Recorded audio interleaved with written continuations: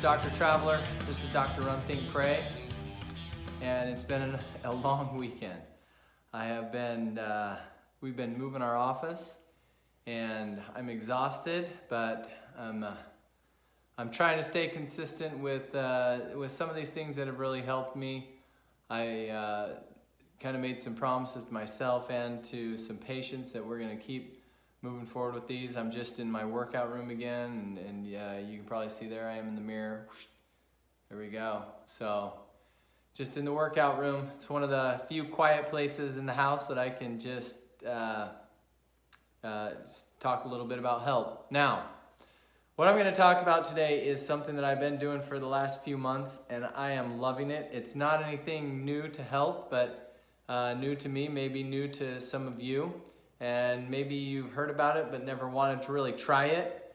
And I'm telling you, now is the time to do it. So here is what we're talking about today: cold showers. Now, if any of my staff watches this, they will laugh because they know about me and cold showers.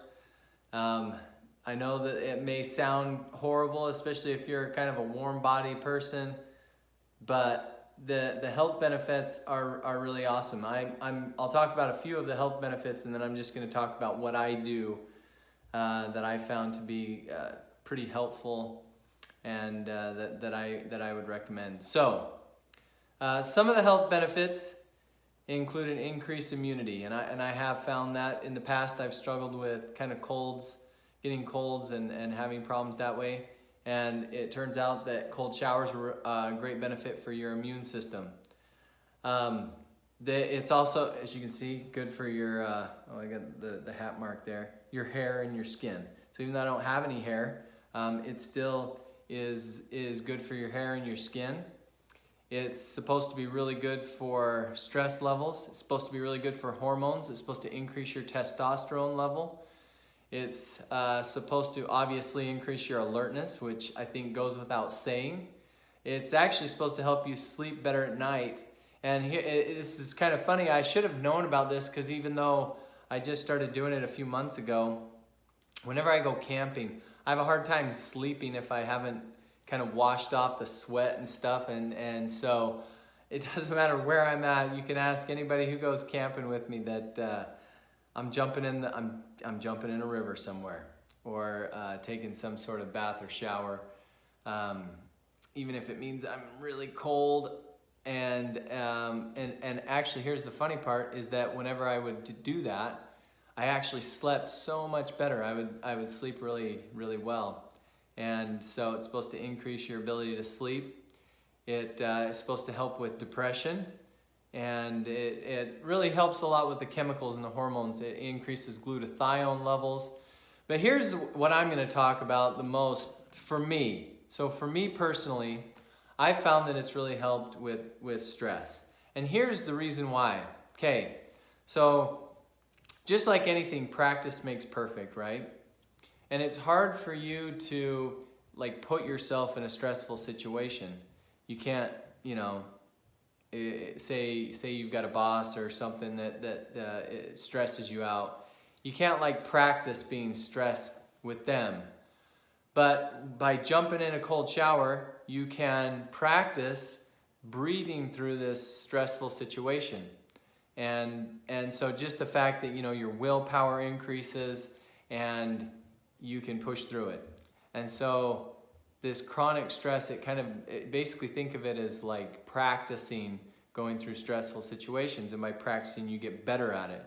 And so your body can better cope with stressful situations. That, to me personally, that's what I found that works best. I found that the person, if you want to look it up, and I'll talk about some of these breathing methods too, but Wim Hof, I believe it's just Wimhof, if I'm correct. Wim Hof is kind of he's the Iceman. And so looking up him, that's who I found a lot of information. But hey, for me, so Wim Hof kind of lives up in he lives in Europe. I'm trying to remember where, but I can't remember right now. Jumps and he swims in the Arctic. He holds all these records for swimming under cold water and taking the longest ice bath and all this stuff. Okay, but for me, for what I can tolerate and what's helped the best, because here's the thing too, warm showers are really nice too. They're very therapeutic. They help me to kind of relax and wind down from the day. So what I do, and I'll usually actually take my cold showers in the morning. And so right now on the video, I'll kind of jump to me. So if you're watching this on the video, here's me for just a second. Pause for effect, right? And I'll shoot you over there. Okay, so in going along with the showers, the way that I do with cold showers is that I don't jump right in. So I've got it on warm, and I'll have it on warm, and I'll shower and do, you know, clean off, shampoo, everything. Now once I'm done with my shower, what you normally do for your shower, then I turn my face into the shower, and I turn it to as cold as it'll go. So for ours, that's about it right there. And I'll let it hit me in the face and the chest, and I'll count to about 120. So I'll just sit there with it hitting me in the face, counting to 120, and as I do that, I'm kind of trying to calm down, get out of the stressful situation of the cold. And so that's essentially the way that I do my cold shower, and I try to do those every morning, and sometimes I'll even do them at night depending on how I'm feeling for that day. So what you see if you go watch that video, and I'll explain, it wasn't a lot. I just recorded myself by the shower. I didn't hop in or anything. I was just kind of showing just for you visual learners. But here's what I do. I get in, I shower, and for me also, just for comfort, I usually do this in the morning. Sometimes I will do it at night, like I said, if I've been having a hard time sleeping, it does help. Or if I'm just feeling like I want the cold shower. But I'll kind of wash off. So here's my routine. I wake up in the morning, I work out, meditate for about 30 minutes, then I go upstairs and get in the shower. And when I shower, I will use warm water at first. Wash your whole body, you know, comfortable shower, and kind of start revving yourself up. And then I will for 2 minutes, so I count to 120. So I basically, so I turn the shower to as cold as I can, and I let it hit my face and my forehead. And I found from what I've studied that that's kind of the most effective places. At the end, I kind of let it spray all over on my body, but mostly the forehead and the chest. And I'll just slowly count and focus on my breathing while I count. And I'll count to 120. And then once I hit 120, or really at about 110, I start kind of turn around, get my whole body, get the anti-inflammatory effects of that for the muscles.